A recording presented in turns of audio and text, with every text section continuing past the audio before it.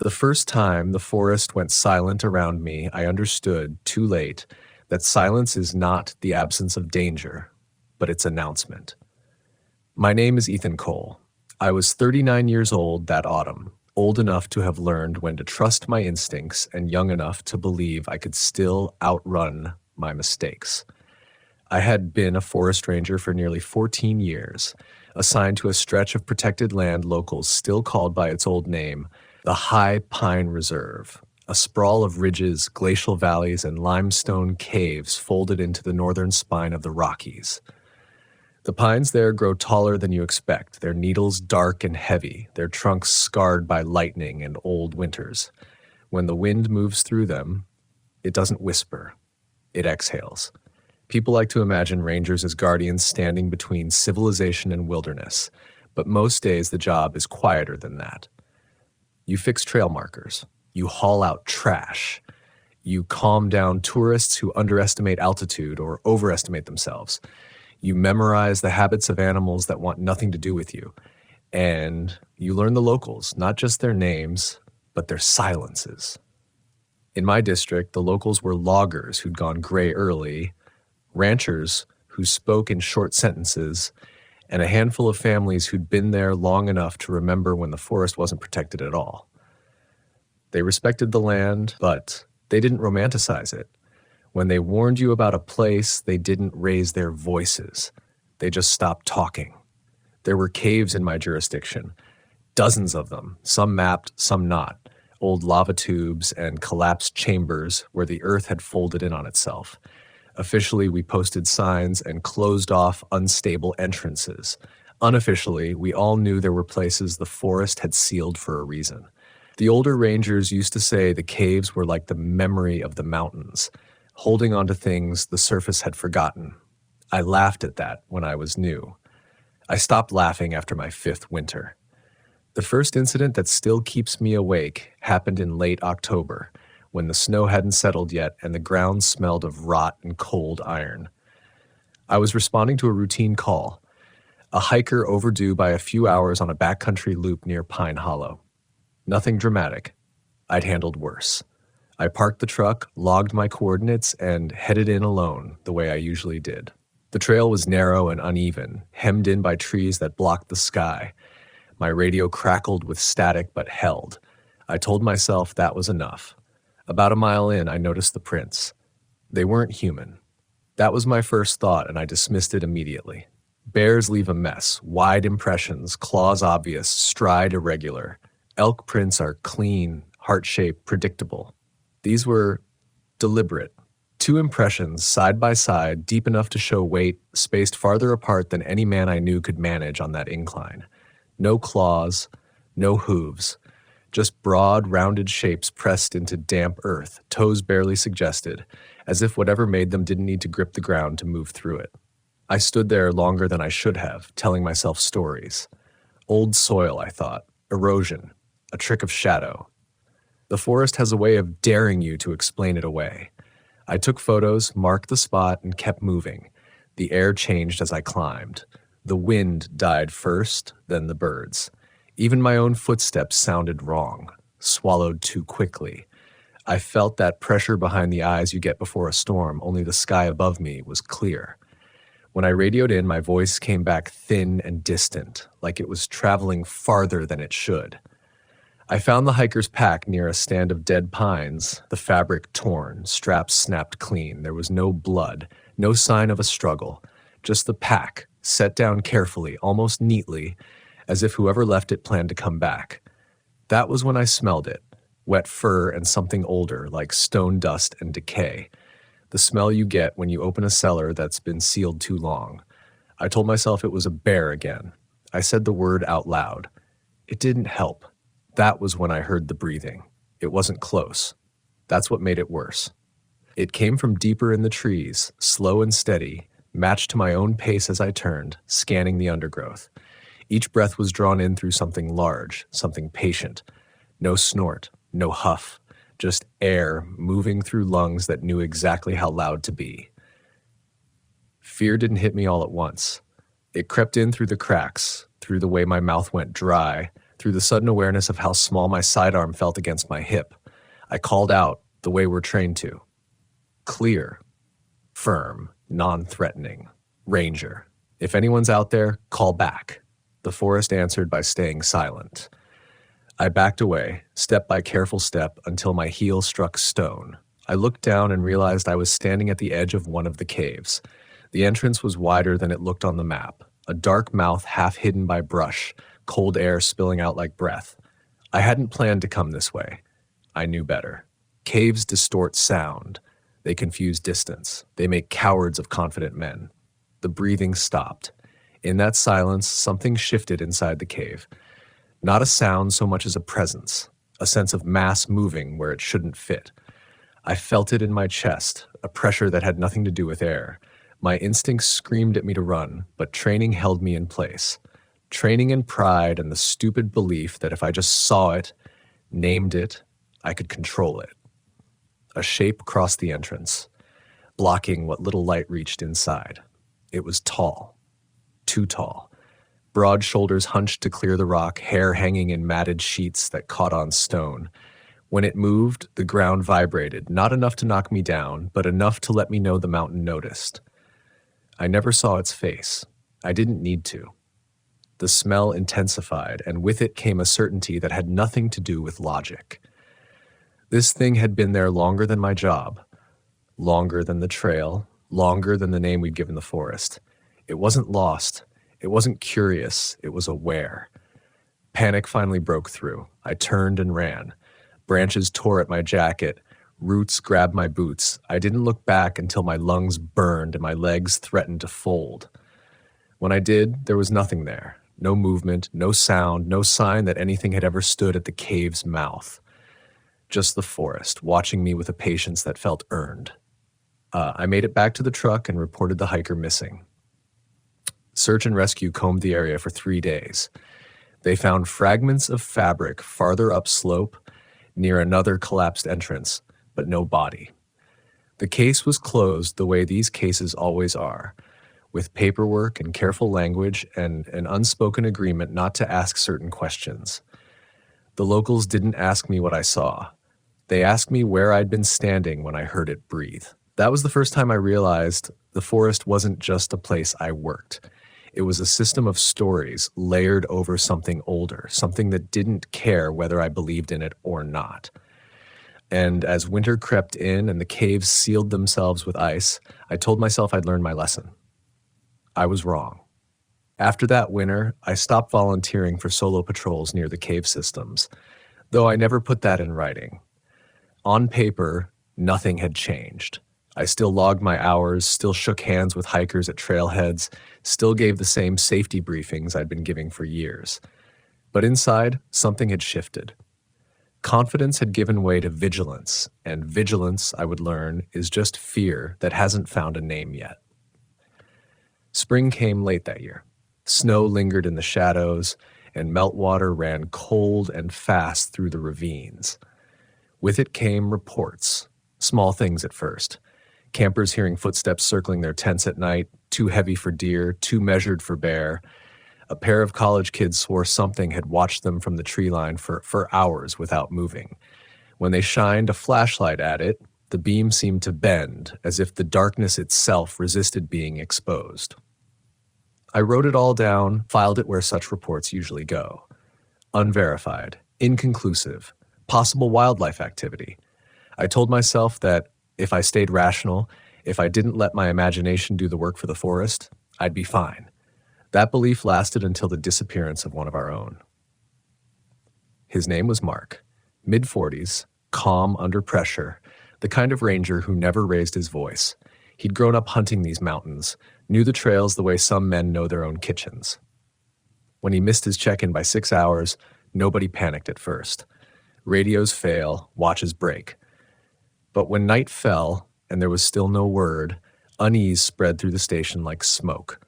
We found his truck parked cleanly at the edge of an old service road near a restricted zone, one that bordered the largest cave network in the reserve. The engine was cold. His gear was still inside, neatly arranged. Too neatly. Mark wasn't careless, but he wasn't precious either. He wouldn't have left his things like that unless he expected to be back within minutes. As we organized the search, I felt that familiar pressure return, that sense of being observed not by eyes but by the land itself. The forest felt closed in, every tree a barrier rather than shelter. I volunteered for the western sweep, my voice steady even as something deep in my gut tightened. We moved in pairs at first, calling out, marking our paths with tape. Hours passed with nothing but echoes and false hope. Then, near dusk, I found the tracks. They were fresher this time, pressed into mud, softened by snowmelt. The same broad impressions, the same impossible stride. I crouched, touching the edge of one print with my glove. It was warm. I didn't tell the others. Not yet. I followed the trail alone, telling myself I was protecting them, that one man making a bad decision was better than a group doing the same. The tracks led downhill, toward a ravine I knew well. A place where sound behaved strangely, swallowed by stone and shadow. A place the locals avoided without ever saying why. The light dimmed as I descended, the sun blocked by rock walls and overhanging pines. My radio crackled once, then went dead. I should have turned back. Instead, I kept going, driven by a need that felt less like duty and more like atonement. If this thing was real, if it had taken Mark, then pretending otherwise wouldn't bring him home. I found him near the mouth of a narrow cave, his body positioned as if he'd sat down to rest and simply stopped. There were no wounds, no signs of struggle. His eyes were open, fixed on the darkness ahead, his expression frozen somewhere between awe and terror. I'd seen death before, accidents, exposure, the quiet fading that comes with age. This was different. This was fear preserved, etched into muscle and bone. Behind him, the cave breathed. I know how that sounds. I would have dismissed it myself once. But there it was, a slow, rhythmic pull of air from deep within the earth, carrying that same scent of fur and stone. My heart hammered so hard I thought it might give me away. I wanted to run. I wanted to close my eyes and wake up somewhere else. Instead, I stood there, staring into the dark, feeling something vast shift just beyond my sight. A low sound rolled out of the cave, not a roar, not a growl, but something closer to speech filtered through a throat not built for it. The syllables meant nothing, yet they struck me with a strange familiarity, like a language I'd heard once in a dream and never fully forgotten. Fear tipped into panic. I grabbed Mark under the arms and dragged him back, every nerve screaming as I turned my back on the cave. The ground trembled faintly, pebbles skittering down the slope. I didn't look back. I didn't stop until the ravine widened and the sky reappeared above me. The official report said Mark died of a sudden medical event, stress, undiagnosed condition. The forest, once again, was cleared of blame. But the locals knew better. At his memorial, an old woman I'd never seen before took my hand and squeezed until it hurt. "You heard it," she said quietly. "It wasn't a question." After that, I began to notice things I'd ignored before. Scratches high on tree trunks, far above where a bear could reach. Stones arranged in deliberate patterns near cave entrances. The way animals avoided certain areas, no matter the season. I started mapping these signs privately, overlaying them with known cave systems. The pattern that emerged made my stomach sink. The forest wasn't random. It was organized around something that moved through the underground like a circulatory system, surfacing only when it needed to. The final incident, the one that broke whatever denial I had left, came during a late summer storm. Lightning split the sky, rain pounding the canopy into a roaring wall of sound. A family was stranded near Pine Hollow, their car stuck in a flooded washout. Protocol demanded immediate response. Every instinct I had begged me to stay away from that area, but training won out. People needed help. I reached them just before dark, guided them toward higher ground as the storm intensified. That was when the forest fell silent again, rain or no rain. The child, a girl no older than 7, looked past me into the trees and asked, in a voice too calm for her age, "Why is the big man angry?" I turned, heart in my throat. The trees parted as something massive moved through them, branches snapping like kindling. I caught a glimpse of its outline against the lightning. Tall, furred, shoulders hunched beneath the weight of centuries. Its eyes reflected no light, only depth, like holes punched through the world. I didn't think. I acted. I pushed the family ahead of me, shouting, firing a flare into the air. The red light hissed and burned, and for a moment the thing recoiled, a sound tearing from it that shook the ground beneath our feet. We ran until the trail widened and the storm reclaimed its voice. When I finally stopped, lungs burning, the forest was empty again. No tracks, no proof, just the echo of that sound reverberating through my bones. I escorted the family out that night and filed my report at dawn. It was the last one I ever wrote as an active ranger. I took early retirement 2 months later, citing stress, burnout, the usual words. Officially, I left to preserve my health. Unofficially, I left because I understood something then that I hadn't before. The forest doesn't need protectors. It needs witnesses, and some truths once seen don't let you go. I didn't move away from the mountains after I left the service. That surprises people when they hear my story, but fear doesn't always drive you from the source. Sometimes it anchors you. I bought a small cabin on the edge of a logging road, far enough from the reserve to sleep at night, close enough to feel when the forest shifted. I told myself it was familiarity. Truth was, I needed to know whether what I'd encountered stayed behind fences and jurisdictional lines, or whether it followed those who'd learned too much. For a while, nothing happened. Seasons turned. Snow buried the trails I no longer walked in uniform. I took contract work, consulting on safety plans, reviewing old incident reports for patterns no one wanted to acknowledge publicly. That work showed me something unsettling.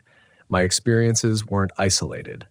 Disappearances clustered around cave systems across multiple forests spanning decades. Rangers reassigned. Reports quietly amended. A language of avoidance woven into official documentation. The system didn't deny what was happening. It absorbed it. At night, I dreamed of stone corridors and breath echoing off walls too close together. I'd wake with the taste of iron in my mouth, convinced I'd heard movement beneath the floorboards. I checked the foundation more than once, knowing how irrational it was, knowing it didn't matter. What I feared wasn't under my cabin. It was under everything. The locals started coming to me. Once word spread that I'd left the badge behind. Not tourists, people who'd lived there long enough to inherit warnings. They spoke in fragments. A grandfather who vanished while checking traps near a sinkhole. A cousin who followed a voice into a ravine and came back different. Eyes empty, memory full of gaps. They didn't ask me for answers. They asked me whether the forest could be reasoned with. I told them the truth as carefully as I could. That reason assumes mutual understanding, that some things don't negotiate. The cave came back into my life one final time in early fall, when the air sharpened and the pines began shedding needles like old skin. A storm had opened a new collapse near Pine Hollow, right where it all began. The Park Service called me unofficially, quietly. They wanted my opinion before they decided whether to seal it or map it. Liability language wrapped around something closer to fear. I went back alone. The trail looked unchanged, but it felt narrower, as if the forest remembered me. Each step stirred that old unease, the sense of walking along the edge of a thought better left unfinished. When I reached the collapse, cold air poured out, carrying that familiar scent. Wet fur, stone dust, time. The opening was smaller than the others, jagged rock forming a rough oval. Inside, darkness pressed forward, thick and expectant. I stood there for a long time, listening, not just with my ears, but with the part of me that had learned when silence was a warning. I thought of Mark, of the hiker, of the child's calm voice asking about the big man. I realized then that what haunted me wasn't just the creature, if that word even applies. It was the certainty that the forest had always been this way, and that my fear was a late arrival. Humans build stories to comfort themselves, to put edges on the unknown. The forest doesn't need edges. It remembers. Something shifted inside the cave, slow and deliberate. I felt it before I heard it, a change in pressure, a gathering of intent. The breathing began again, closer this time, and with it came that low, almost voice, shaping sounds that brushed against meaning without ever settling into it. I didn't run. That choice surprised me as much as anything else that day. Fear was there, sharp, immediate, but beneath it was something steadier. Acceptance, maybe, or understanding. I spoke then, not loudly, not as an authority, but as a witness. I remember, I said, the words tasting strange, and I'll keep remembering. The breathing paused. The presence withdrew, receding into stone and shadow until the cave was just a cave again, cold, empty, indifferent.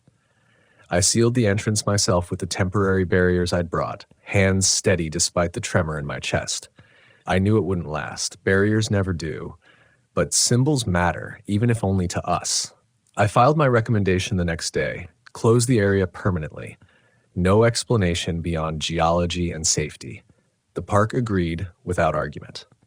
Now, years later, people still whisper about the spirits of the pines. They give them different names, shape them to fit belief or disbelief. I don't correct them.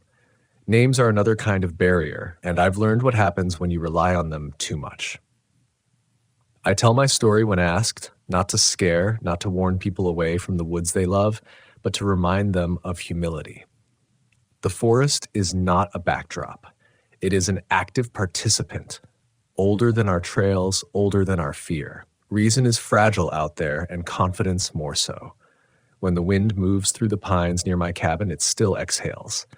Sometimes late at night, I hear something answer from deep underground. I don't listen for words anymore. I listen to remember my place. Because the truth the forest taught me is simple, and it doesn't care whether it inspires or terrifies. We are guests in a world that does not belong to us, and some hosts never forget who has walked their halls, and neither do I. My name doesn't matter as much as the uniform I wore back then. What matters is that I was 38 years old, lean from years of patrol, steady-handed, and convinced, truly convinced, that nothing in the woods could surprise me anymore. I had worked this forest for over a decade, a vast stretch of high-altitude pine and granite in the northern United States, where the winters carved bone-deep silence, and the summers carried a false gentleness that fooled visitors into forgetting how easily people disappeared here. Locals had names for places on my map that never made it into official records. They spoke about ridgelines that shifted when you weren't looking, and caves that breathed when the weather turned. I listened politely, wrote my reports, and went back to my rounds. That was my job. Protect the forest. Protect the people who thought they understood it. I believed at that time that fear came from ignorance. That if you knew the land well enough, its trails, its seasonal moods, its animal patterns, there was nothing left to be afraid of. I had pulled hikers out of blizzards, followed blood trails from panicked climbers who thought they were dying when they were only lost, and stood over campsites where the tents were still warm, but the people were gone. I learned early not to ask why people made the choices they did. Panic has its own logic. The forest amplifies it. My patrol cabin sat just inside the tree line, far enough from the ranger station that nights were truly dark. Pine needles layered the ground so thickly that footsteps vanished within minutes. On calm evenings, I could hear my own breathing echo back to me from somewhere between the trunks, distorted just enough to sound unfamiliar. I told myself that was wind. I told myself a lot of things. The locals, loggers, hunters, families who had lived in the valley for generations, had their own explanations. They didn't use words like monster or beast. They spoke in absences, in what didn't come back, in what refused to be tracked. One old man, whose name I won't repeat out of respect, once told me that the forest didn't kill people, it kept them. I laughed at that, not unkindly but confidently. I had maps, I had radios, I had reason. The first incident that unsettled me didn't involve blood or screams or anything dramatic enough to justify the unease that followed me for weeks. It was a missing person call, routine, almost boring. A solo backpacker, late 20s, experienced, overdue by one day. Weather was stable, no storm, no avalanche risk. I followed his trail easily at first. Clean boot prints, careful pacing, someone who knew how not to waste energy. Then the trail stopped, not ended, not veered off. It simply stopped as if he had stepped out of the world mid-stride. No scuff marks, no signs of a fall, no animal disturbance. I widened the search radius, marking trees, circling back, checking the slope below. Nothing. It was like the forest had closed its hand around that man and left no seams.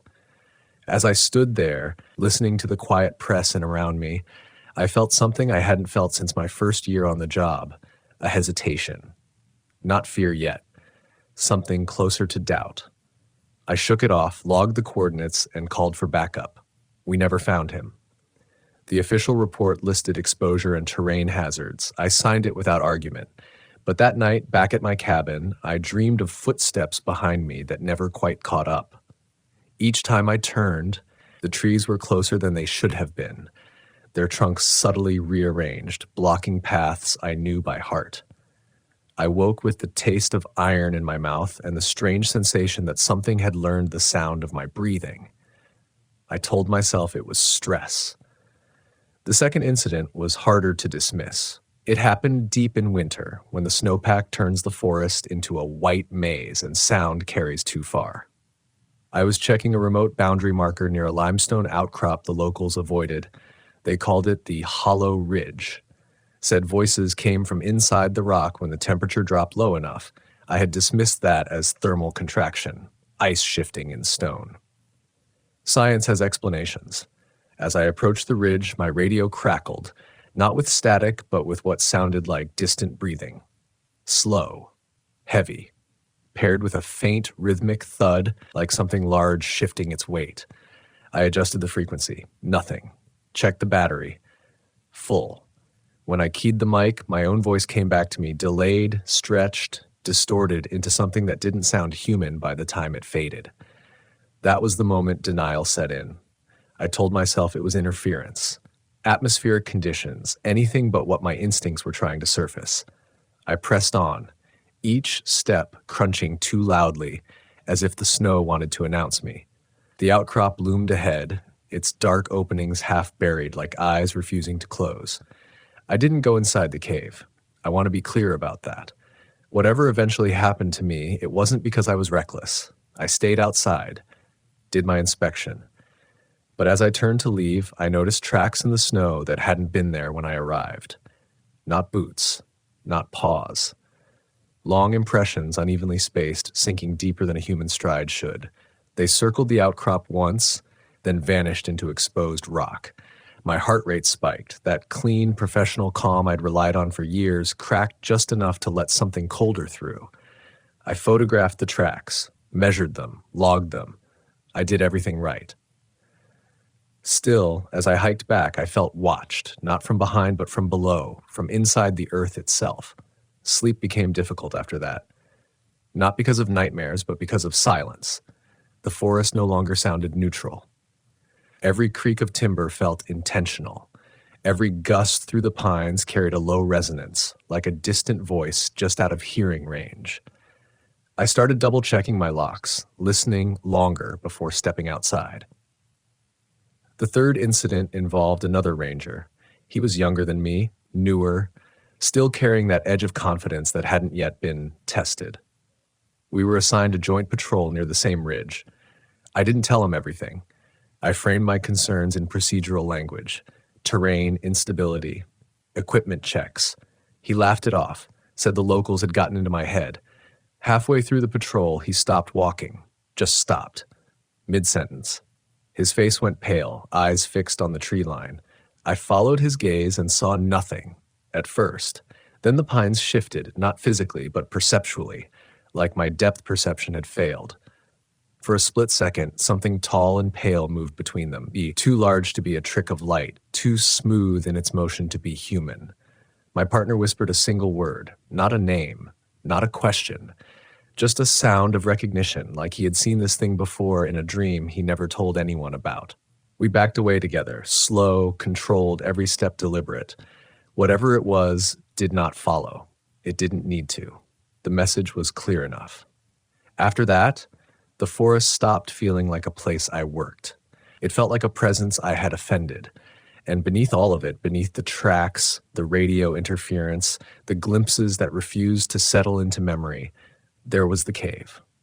Always the cave. A dark, patient symbol of everything buried and waiting. I told myself I would never go inside. I told myself that knowledge had limits for a reason, but the forest has a way of eroding the promises you make to yourself, one quiet night at a time. I tried to convince myself that avoidance was a form of wisdom, that not returning to the hollow ridge, not speaking the name the younger ranger had almost said, not digging deeper into local stories, was simply professional restraint. But fear doesn't disappear when you ignore it. It just changes shape. It settles into habits, into the way your eyes linger too long on dark gaps between trees, into how you pause before answering a radio call, half expecting something else to answer first. The younger ranger requested a transfer 3 weeks later. He didn't say why. He cited personal reasons, family obligations. When he handed me his badge for inventory, his hand shook. I wanted to ask him what he had seen, what he had recognized in that moment by the trees. I didn't. Some questions feel dangerous simply by being spoken. Spring came late that year. Snowmelt flooded lower trails, exposing old things the winter had hidden, bones, rusted traps, scraps of fabric too degraded to identify. We logged them all. That's another lie people tell themselves about this job, that documentation creates closure. Sometimes it only sharpens the absence. The disappearances resumed in May. Not tourists this time. Locals. A trapper whose lines went unchecked. A teenage boy who knew those woods better than most adults. Their last known locations clustered closer to the ridge than coincidence should allow. I was asked quietly to take point on the searches. Experience, they said. Familiarity with the terrain. I didn't argue. The first search took us to a slope above the caves, where the ground dips unexpectedly, creating a natural amphitheater of stone and shadow. Sound behaves strangely there. Shouts echo back warped, as if the rock is chewing on them before returning them to you. We spread out, maintaining line of sight, standard procedure. I kept finding myself glancing toward the cave mouth, a black seam in the pale rock, breathing cold air into the warming day. That's when I heard my name. Clear. Familiar, spoken in my own voice. I froze. Radios were silent. No one else reacted. I told myself it was auditory pareidolia. Brains are excellent at filling gaps. Still, I answered before I could stop myself. My response echoed once, twice, blat, then died inside the stone. The silence afterward felt heavy, expectant. We found nothing that day. No tracks, no signs of struggle. Just that same sense of being measured, weighed, as if the forest was deciding something. That night, alone in my cabin, I finally pulled out the old notebooks I'd been collecting for years. Handwritten accounts from retired rangers, unofficial reports that never made it into the system, stories I had skimmed before and dismissed as superstition. This time I read carefully. Patterns emerged, mentions of height, of pale shapes moving too smoothly for muscle and bone, of caves where compasses spun and radios failed, of an unspoken rule, never follow a voice into stone. One entry stood out, written decades ago by a ranger who vanished shortly after submitting it. He described the cave not as a dwelling, but as a threshold, a place where the forest folded inward, where something old listened. The final line was underlined twice. It doesn't chase, it waits for you to come closer. Sleep didn't come easily after that. When it did, it carried me down into narrow tunnels where the walls pulsed faintly, like veins. I woke with dirt under my fingernails, though I hadn't left the cabin. The next disappearance forced my hand. A search dog led us straight to the cave entrance before refusing to go further, whining, tail tucked so hard it brushed its belly. The handler tried encouragement, then command. The dog wouldn't move. I understood the impulse to turn back. Every instinct I had screamed for it. But there were people missing. Families waiting. And beneath the fear, there was something else now. A sense of responsibility, sharpened by the knowledge that I might be the only one who could face this and return. I entered the cave alone. The air inside was colder than it should have been, dry and faintly metallic. My headlamp carved narrow tunnels of light that revealed nothing and suggested everything.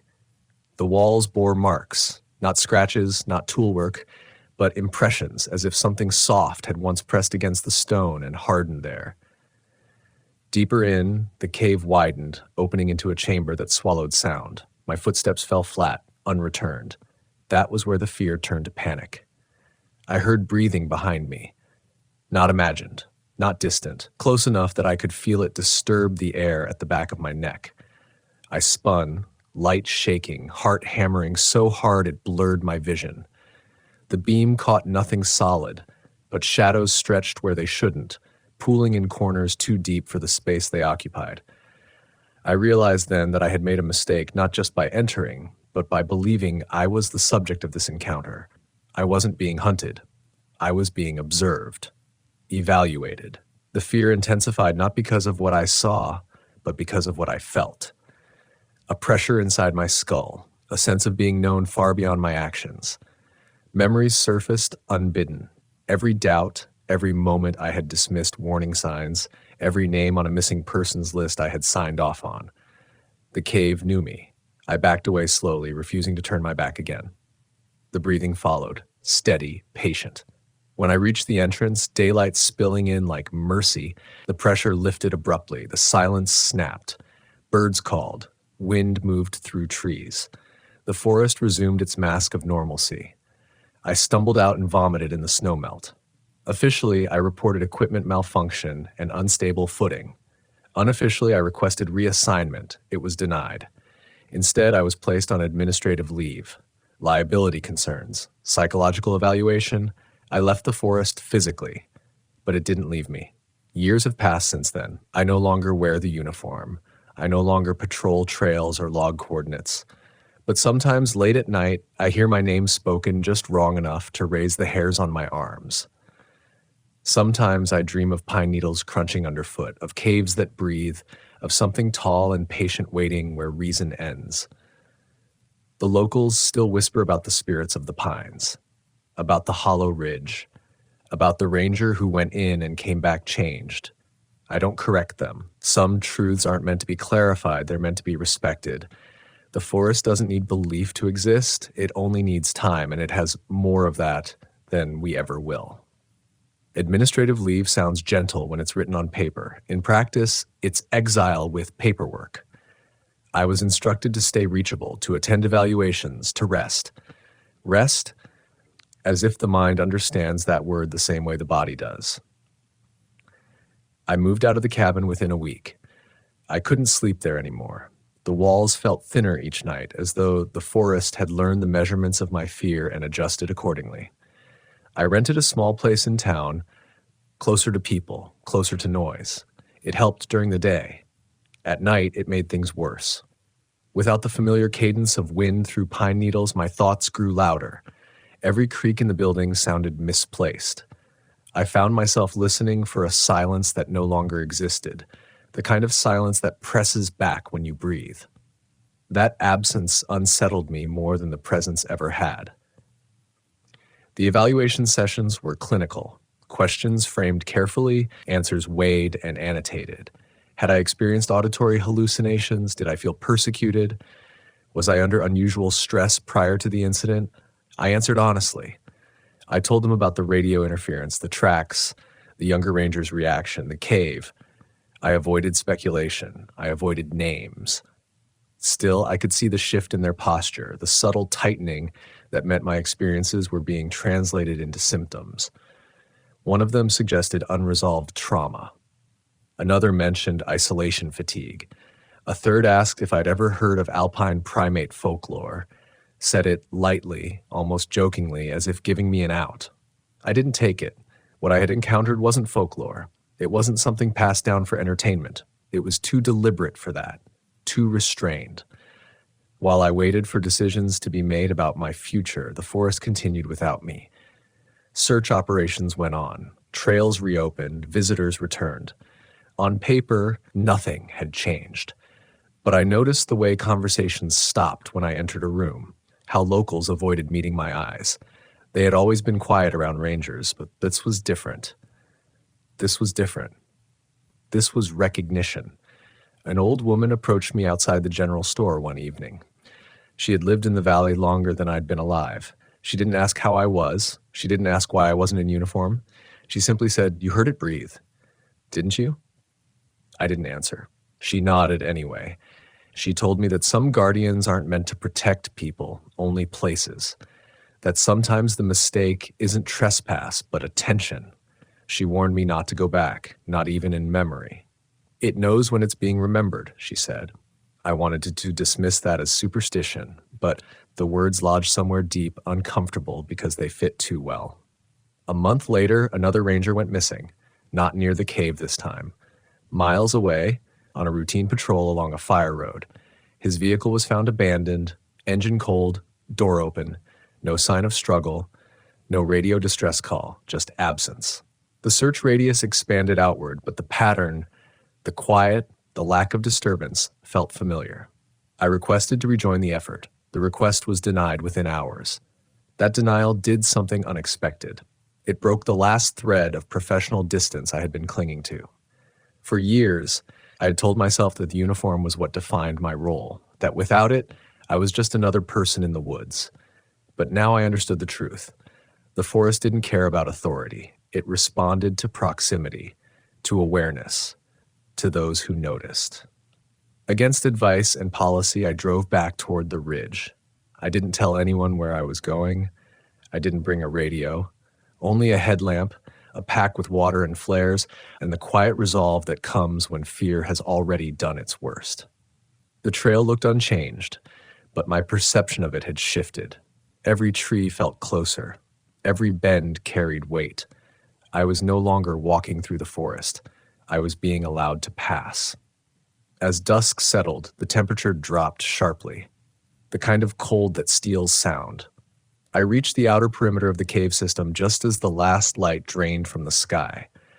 I stopped there, heart pounding, every instinct screaming that this was the threshold I should not cross again. That's when I heard it, not my name this time, but movement. Slow, deliberate, something large navigating terrain without urgency.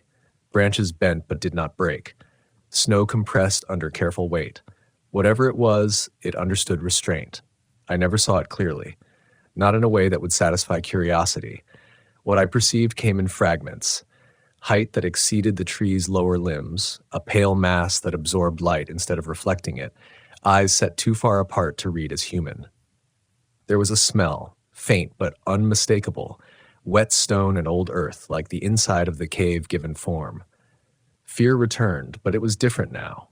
Not panic, not the sharp edge of survival. It was grief. Grief for the illusion that knowledge grants control.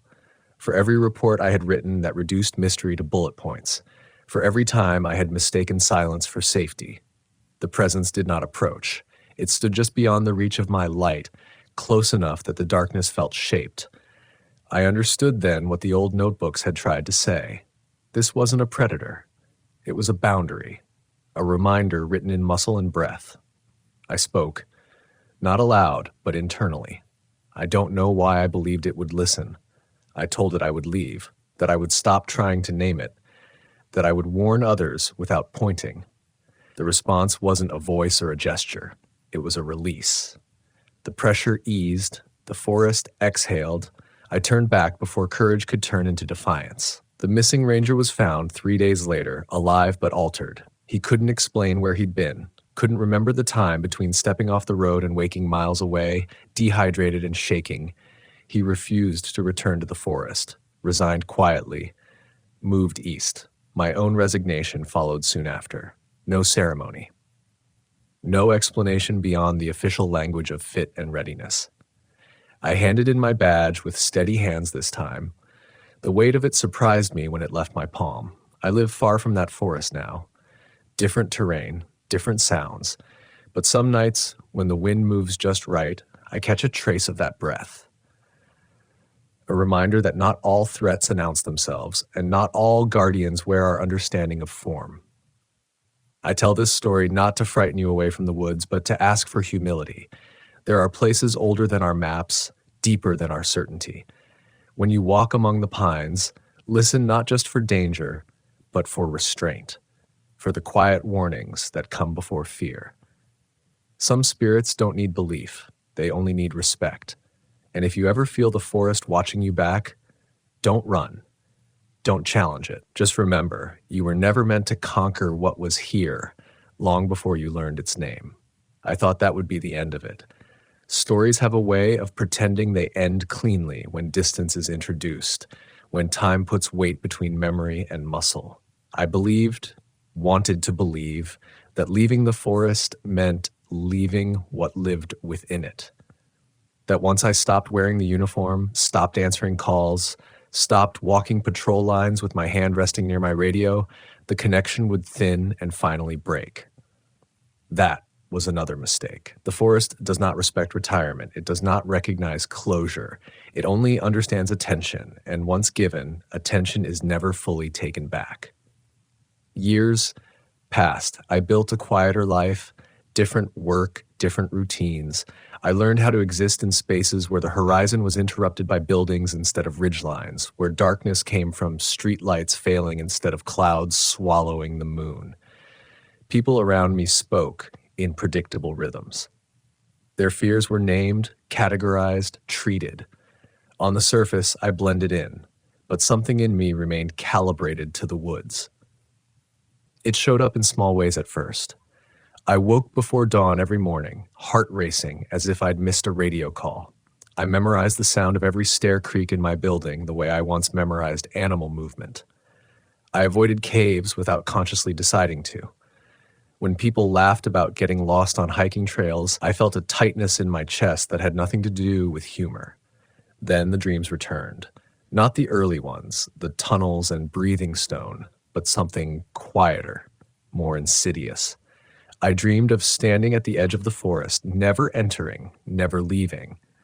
Of watching others walk past me, unaware that the trees leaned closer once they crossed a certain invisible line. I tried to warn them, but my voice carried no sound. In those dreams, I wasn't afraid for myself. I was afraid of what forgetting would cost them. I realized slowly and unwillingly that the forest had not marked me as prey. It had marked me as witness.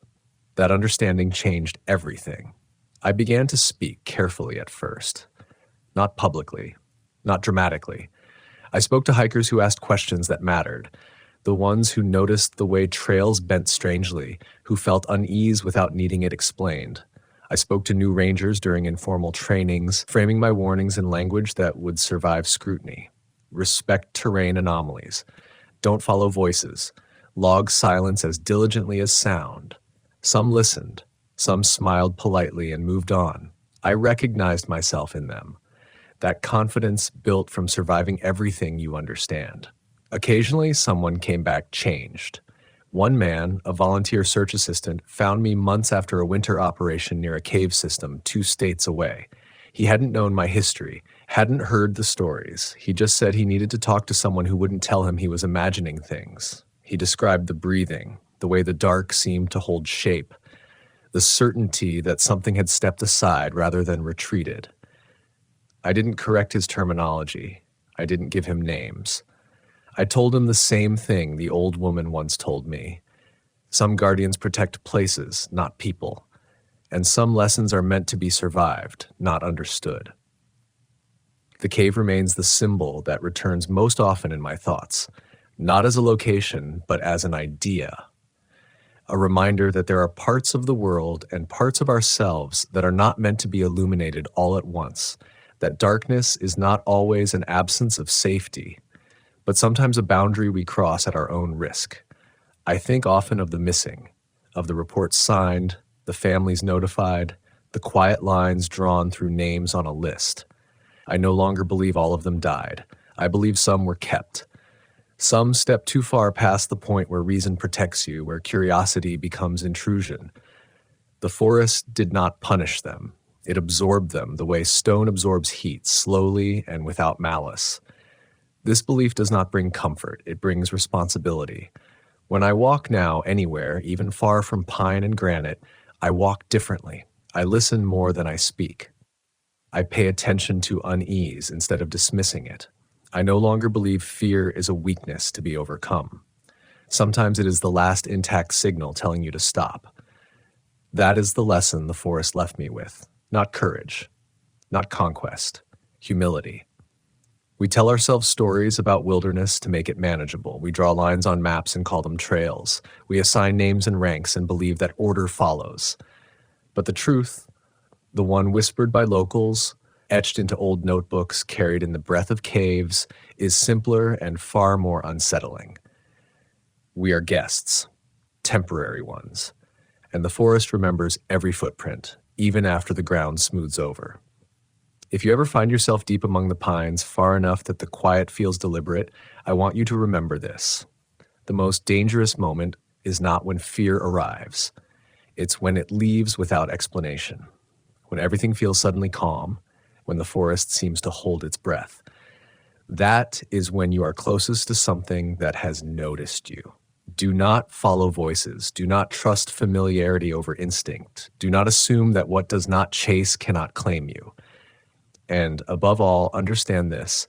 Survival is not always about escape. Sometimes it is about knowing when you have been allowed to leave. I was, and I carry that permission like a weight I will never set down. The spirits of the pines are not evil. They are not kind. They are older than our fear and indifferent to our names. They remain watching quietly as generations pass through, learning the same lesson in different ways. Respect the forest, not because it is dangerous, but because it is listening. The first time I realized the forest did not recognize me as its guardian, but as something temporary and fragile, was the night the radio went quiet while the trees kept breathing. My name doesn't matter as much as the uniform did back then. I was 36 years old when I took the posting, lean from years of trail work, confident in my legs and even more confident in my judgment. I had grown up around woods like these, pine-heavy national forest land tucked into the high spine of the American Northwest, where the mornings smelled like cold sap and metal, and the evenings settled into your bones whether you invited them or not. Locals called it Old Forest, not because of its age alone, but because of how it remembered things. They spoke about it the way people talk about an uncle who had lived too long and seen too much, carefully, with respect, and always in lowered voices. I worked out of a small ranger station that sat where the paved road gave up and turned to gravel. Beyond that, everything was trail, river, ridge, and a web of limestone caves that honeycombed the mountainside. My job was search and rescue, enforcement when needed, trail maintenance when nothing else was on fire, and keeping campers from killing themselves with optimism and poor planning. I believed in rules, maps, and patterns. I believed that fear was useful only when it sharpened your thinking. Anything beyond that, I told myself, was superstition dressed up as caution. The locals didn't agree. They warned me, politely at first, about certain drainages I shouldn't linger in, about caves they said were closed for reasons older than signage, and about sounds you were not supposed to answer. They never named what made those sounds. They just said the forest sometimes tested people who believed they were in control. I smiled, nodded, and did my job. The first incident was small. That's how it always starts. A missing hiker, late 30s, experienced, solo but not reckless. His car was found at a trailhead he shouldn't have used given his intended route. Weather was clear, no signs of injury, just a man who had walked into trees that had no intention of walking him back out. I took the initial sweep alone, moving fast, reading the ground the way I had been trained. Broken needles, bent grass, a scuffed rock where a boot had slipped. The forest was quiet in that way that isn't peaceful, the way a room feels when a conversation has just stopped. I kept catching myself listening for something specific without knowing what it was. My radio crackled once, then went dead again, even though the battery was new. About 2 miles in, I found the first thing that didn't fit. A footprint too large to be his, pressed deep into damp soil off the trail. Not a bear. The heel was wrong. Too narrow, too deliberate. I told myself it was erosion, a trick of light, my brain filling in gaps because I had heard too many campfire stories growing up. I photographed it, marked the location, and moved on. That night, back at the station, an older deputy stopped by with coffee and a look that said he already knew what I'd seen.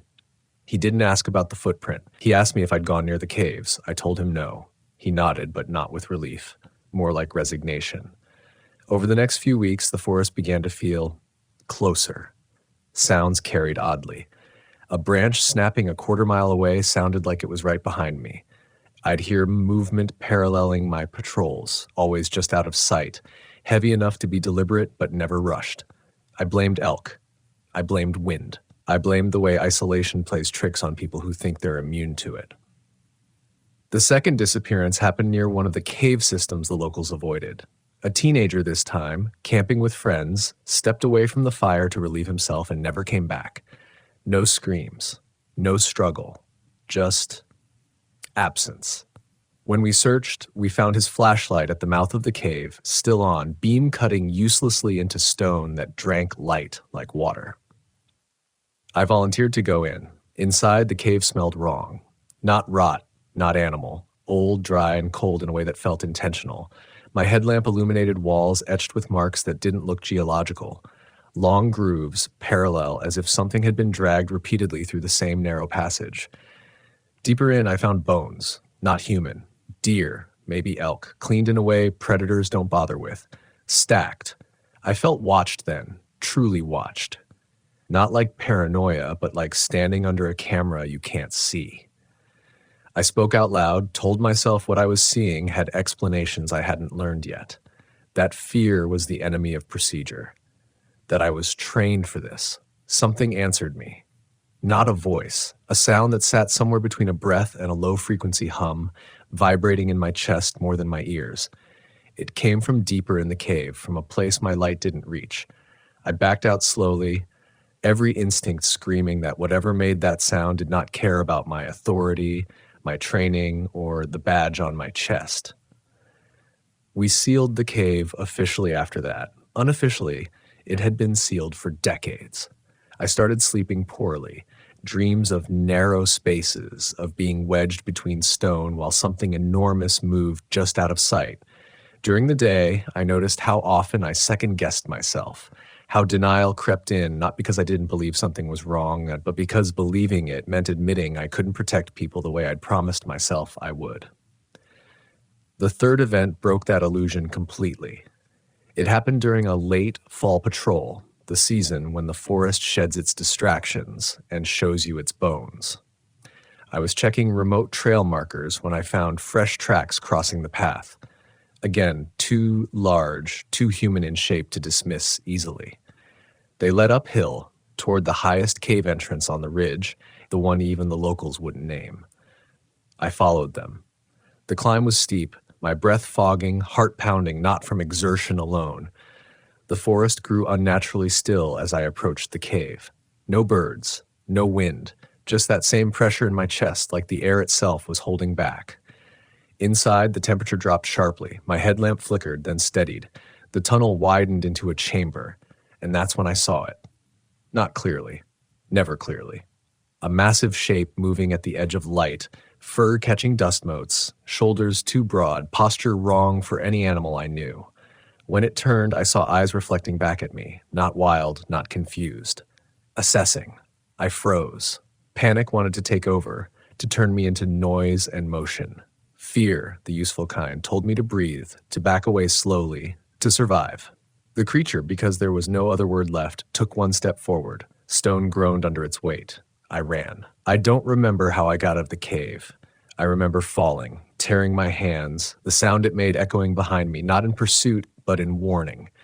As if I had crossed a line I'd been told about all along. I didn't report everything. Not then. I told myself partial truths, filed reports that stayed within the boundaries of what people were willing to hear. But the forest had already taken something from me. Not my life. Something quieter. My certainty. And once that was gone, every shadow, every whisper in the pines carried weight. I was no longer just a ranger patrolling land.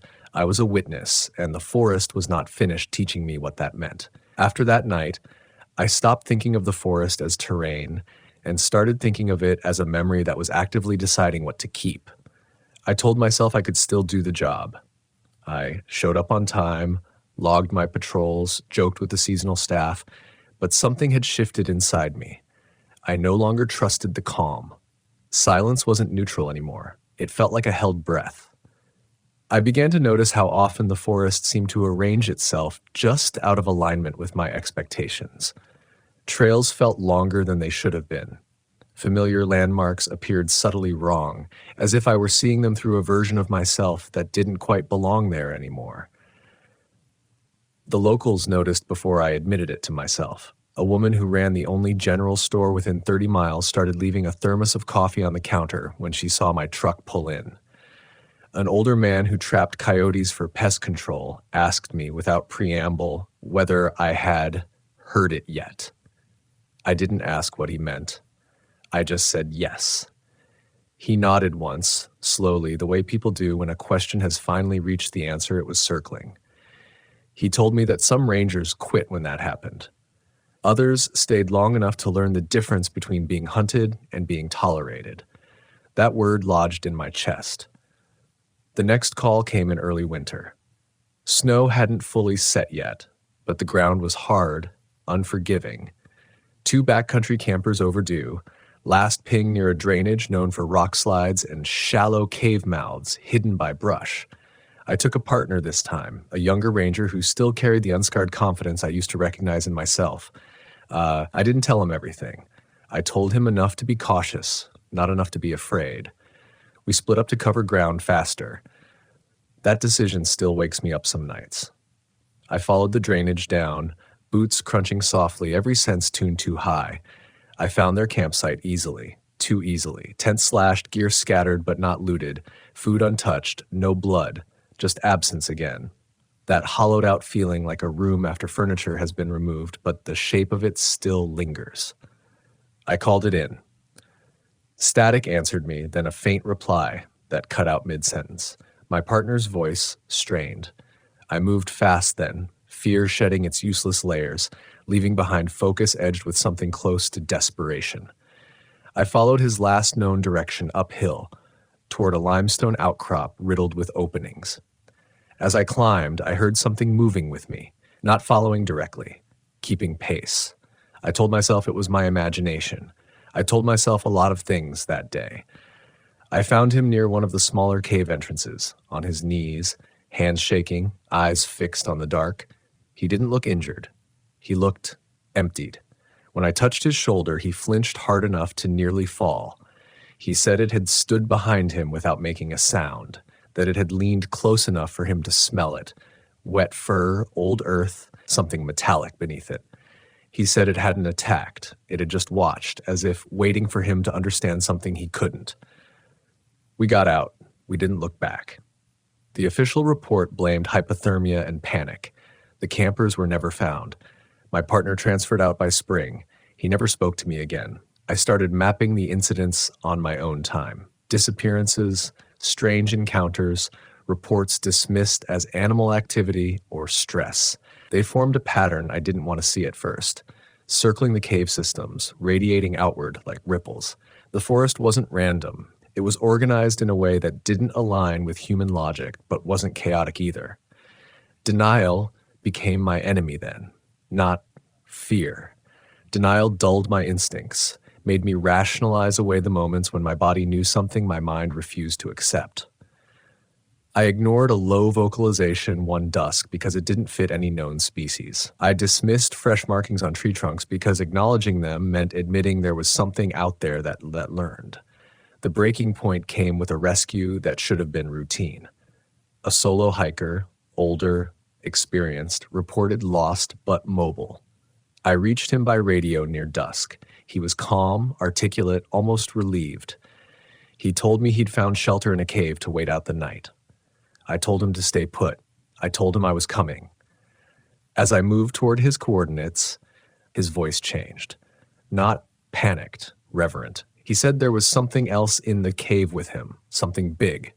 He said it wasn't hostile, that it felt ancient, protective. I told him to leave. He said he couldn't, that it had shown him things, memories that weren't his. The radio went dead. I reached the cave well after dark, The entrance yawned wide, breath steaming from it like a living thing. Inside, I found his pack neatly arranged, his boots lined up side by side, no sign of a struggle. Deep within, I heard that hum again. Stronger now, layered, almost harmonic. I felt it in my teeth, my spine. I understood then, not fully, but enough, that whatever lived here wasn't a monster in the way stories need monsters to be. It was a presence shaped by time and isolation, by being watched and forgotten and feared in equal measure. I backed away, every step an argument with my own sense of duty. Leaving someone behind goes against everything the job stands for. But there are moments when survival is not cowardice, it's witness. After that, I stopped pushing the boundaries I didn't understand. I rerouted trails quietly. I discouraged permits in certain zones. I learned to listen when the forest changed its tone, when unease rose without explanation. I stopped seeing myself as a protector and started seeing myself as a translator, someone who could read the signs and keep others from crossing lines they couldn't uncross. The fear never left. It matured. It became something steadier, something that reminded me to pay attention. Panic had taught me how small I was. Reflection taught me how to live with that knowledge without breaking. I still patrol those woods. I still hear things some nights that have no place in any manual. And when the pines whisper in a way that feels intentional, I slow down. I listen. Because the forest doesn't need me to conquer it. It only needs me to remember what happens to those who forget they are guests. The night the forest decided to speak back to me, it did not raise its voice. It leaned close and breathed my name through the needles. I had been a ranger long enough to believe in patterns. Trees fall where water weakens the soil. Elk migrate when snowpack pushes them downslope. People get lost because they rush daylight or overestimate their legs. I trusted those rules the way a carpenter trusts a level. That trust is what carried me into my 40s with a steady pulse and a clean record. It's what let me stand watch over a district of high country where granite ribs broke the sky and lodgepole pines stitched the slopes together like a scar that never healed. My name doesn't matter here. Names don't help once the dark starts keeping score.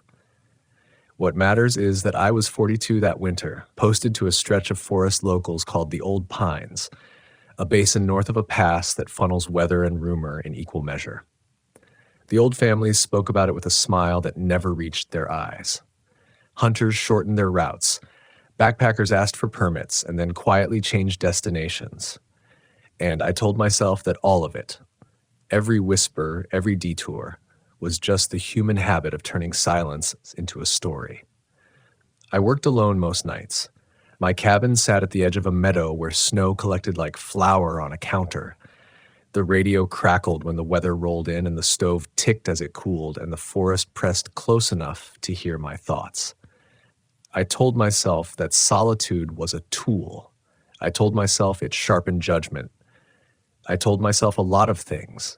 The first sign wasn't a sound. It was absence. On a routine patrol in early December, I found a stretch of trail where the birds had gone quiet in a way that didn't match the cold. Even in deep winter, there's a background, the thin peep of chickadees, the scrape of squirrel claws on bark. Here there was nothing. No tracks either. The snow lay smooth, unbroken, like a sheet pulled tight. I stopped and listened, and the listening seemed to push back. The air felt padded, as if the forest had swallowed cotton. I marked the spot and moved on. Rangers learn to keep moving. If you stop for every oddity, you never get home. A week later, a call came in from a local man whose brother hadn't checked back after cutting firewood. He gave a landmark I knew well, a stand of old pines near a limestone outcrop. I took the snowmobile as far as I could, then went on foot. The weather was turning, the sky a lid screwed down too tight. As I climbed, I found tracks, human boot prints, staggered, then veering off the trail. They led toward a shallow ravine where the pines grew thicker, their trunks so close together that the light couldn't decide what to do. The prints ended at the mouth of a cave. It wasn't much to look at. A crease in the rock, low and wide, like the forest had been pried open with a bar. Icicles hung from the lip, blunt and cloudy. I called out, my voice flattening against stone. No answer. The cold crept into my gloves. I did not go in. I radioed for a search team and marked the location. Procedure is another word for survival. They found the man the next day, a mile downslope, alive and shaking, his eyes red as if he'd been crying smoke. He couldn't explain how he'd gotten there. He couldn't explain why he dropped his axe. He kept saying one sentence over and over, like a nail hammered until it bent. It knew I was thinking about my wife. I wrote it up as exposure and disorientation. Hypothermia does strange things to the mind. That's what I told the locals. That's what I told myself. The second sign came with sound. I was closing a gate at dusk when a call rolled across the meadow. Not a howl, not a scream. It had the shape of a voice without the content, like someone had remembered the idea of speech but forgotten the words. It came again, closer, carrying weight in the low register that vibrated the bones in my face. I waited for the echo. It didn't come. The sound just sat there, hanging between the trees as if the forest was holding it by the throat. I radioed it in. I used calm language. Calm language is a uniform. That night, the stove popped and settled, and I dreamed of caves. In the dream, the cave breathed. In the dream, I knew where it went even though I'd never been inside. In the dream, there were marks on the walls where something had learned to stand. I woke with my heart already running. The third sign wore a human face. A group of college kids came through on snowshoes, laughing too loud, carrying too much. I gave the talk I always gave: weather, terrain, daylight. One of them, a young woman with a scarf pulled tight, asked me if the stories were true. I asked which stories. She said the ones about the tall thing that walked like it had learned from watching us. I told her there were no such things. I told her the forest didn't care enough to invent monsters. She looked at me for a long second, then nodded like she'd heard that before. They didn't come back on time. When I found them hours later, they were huddled together in a pocket of trees, faces pale, breath stuttering. One of them had a scratch across his shoulder that looked like it had been made with a hand too big to close all the way. Another kept pointing up slope, repeating my name even though I hadn't given it to them. They said it had followed them without touching the snow. They said it had stood between the pines and leaned down to listen. I walked them out. I didn't argue. I didn't correct. I felt the rules in my head loosen like old knots. By the time winter settled in earnest, the old pines had changed its posture. The forest wasn't louder or darker. It was attentive. I began to feel watched in the way you feel watched when you're thinking about something you don't want to admit. I started checking my back trail. I started talking to myself out loud, the way people do when they need a witness. The cave showed up everywhere, on maps I hadn't unfolded in years, in conversations that circled it without naming it, in the way my boots angled toward it when I wasn't paying attention. I told myself the cave was just a hole. I told myself the stories were just pressure escaping. I told myself that fear is a weather system, not a prophecy. Then the radio went dead in the middle of a call, and in the silence that followed, something heavy moved through the trees toward my cabin, and I understood, too late, that reason, like light, does not travel far underground. The sound of it moving was not the crash of a bear or the careful pick of a cat. It was the patient displacement of mass, branches bending rather than snapping, snow sighing as it settled again. I stood in the doorway with my hand on the radio, listening to the dead channel hiss, and felt the old confidence drain out of me in a way that had nothing to do with fear and everything to do with recognition. Somewhere in the dark, something was behaving as if it knew where I would look next. I shut the door and barred it, then felt foolish for doing so. Wood and iron have meaning only because we agree they do. I banked the stove and killed the lights. Through the window, the meadow lay open and pale, moonlit enough to read by. Nothing crossed it. No shadow broke the snow, and yet the pressure did not lift. It pressed inward like depth. I didn't sleep. At some point near dawn, I heard breathing. Not close, not far. It came in through the walls, through the floor, through my own chest. Slow, curious, as if whatever it belonged to had learned patience long before it learned hunger. Morning came gray and flat. The radio crackled back to life with weather and a check-in from the district office. I said nothing about the night. You don't report what you can't bracket. I told myself that exhaustion was filling in the blanks with old stories and newer guilt. I told myself that the cave was a symbol because the mind likes symbols when it can't find exits. A week later, a dog went missing. The dog belonged to a trapper who knew the forest the way some people know their own hands. He came to the cabin with his hat in his hands and his eyes fixed on the floor. He said the dog had followed a scent toward the limestone and then stopped responding. He said there were tracks, big ones, where no tracks should have been. He said he'd found hair caught on bark, coarse and dark, not like any animal he'd skinned. We walked the line together. The air smelled metallic, like old pennies. The forest did that quiet thing again, the way it does when it's listening. At the ravine, the snow was scuffed and churned, as if something had turned in place, considering options. At the cave, the icicles were broken. Inside, just beyond the reach of daylight, the rock was marked with streaks that looked like hands dragged sideways. I stood at the mouth and felt the pull. It wasn't dramatic. It was practical. If you want to understand, step closer. That voice did not belong to the forest. It belonged to the part of me that believes knowledge is armor. I didn't go in. I told the trapper we'd set up a search perimeter. He nodded without looking at me. When he left, he said one thing that stuck in my throat. It's not taking to eat. That night, the dream came back, heavier. I was inside the cave this time. The walls curved inward, breathing damp. The floor was worn smooth in places, grooved in others, like a path walked by something that did not tire. I knew, without seeing, that there were chambers branching off, each holding something forgotten. I knew, without seeing, that there were bones arranged not as trophies, but as markers. I have been here. I will be here again. I woke with my jaw clenched hard enough to ache. The next call was worse because it involved a child. A family had gone snow camping against advice. The boy had wandered while his parents were packing. We found his prints easily, small boots dragging a little. They led straight toward the old pines. We moved fast, shouting his name, scanning the trees for color. At the ravine, the prints faltered. At the cave, they stopped. I do not like to talk about what happened next. I will say only that I went in far enough to know the temperature changed.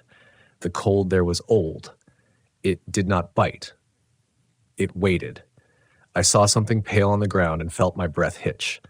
When I reached it, it was a scrap of cloth from the boy's jacket, folded neatly, set where the light could find it. We found the boy alive hours later, curled under a fallen log a half-mile away, dehydrated and terrified. He would not let go of my sleeve. He would not answer questions. On the ride out, he leaned close and whispered, "It said not to tell." That was the moment my internal arguments collapsed. Denial is a structure, and it takes effort to maintain. Once it goes, the mind does not rush to fill the space with panic. It fills it with accounting. I started digging into the history, old incident reports, notes in the margins, stories told by men who had lived long enough to lose interest in impressing anyone. There were patterns, disappearances that clustered, recoveries that didn't add up, mentions of a tall figure seen at the tree line, always at dusk or dawn, and always, somewhere in the file, the cave. The locals called it a mouth. Some called it a door. One old woman told me it was a memory the mountain couldn't forget. I changed how I worked. I stopped patrolling alone at night. I rerouted trails away from the ravine. I learned to listen not just for sound, but for the way sound changed when something large occupied space. I told myself that adaptation was victory.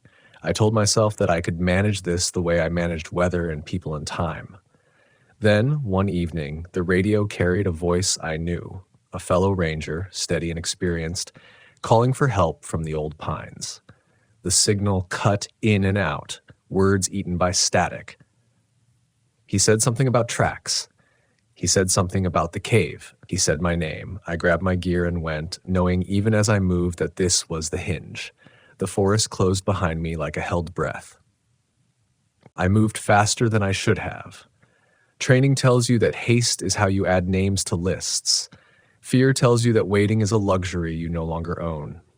The snow took my weight with a brittle sound, and the trees slid past in a blur of verticals, each trunk a witness that would not testify.